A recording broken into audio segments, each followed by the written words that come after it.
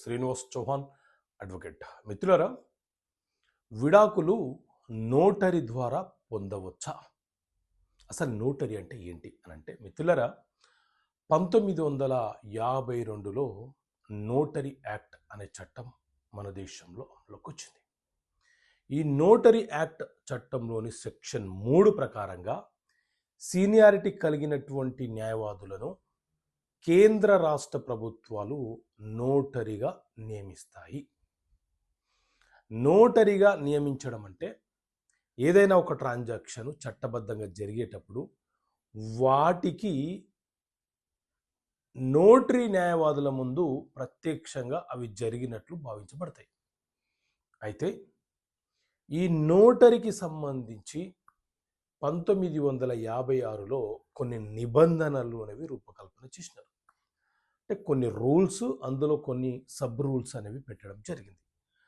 So rule 11 sub rule 8 ప్రకారంగా notary అనేది విడాకులు ఇవ్వడానికి చెల్లుబాటు కాదు.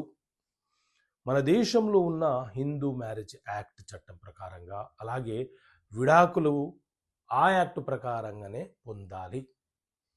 వివాహం చేసుకున్న వ్యక్తులకు చట్టబద్ధత రావాలంటే సబ్ రిజిస్ట్రార్ వద్దకు వెళ్ళి రిజిస్ట్రేషన్ చేసుకోవాలి. విడాకులు కావాలనుకుంటే సివిల్ కోర్టులో విడాకుల కేసు ఫైల్ చేసుకొని విడాకులు పొందాలి. అంతే తప్ప ఈ నిబంధనలు, నోటరీకి సంబంధించిన నిబంధనలోని రూల్ 11 అండ్ సబ్ రూల్ 8 ప్రకారంగా మీరు విడాకులు అనేవి నోటరీ ద్వారా పొందితే అవి విడాకులు కానట్లే, విడాకులు జరిగినట్లుగా న్యాయస్థానము భావించదు. చట్ట ప్రకారంగా అవి విడాకులు కానట్లే.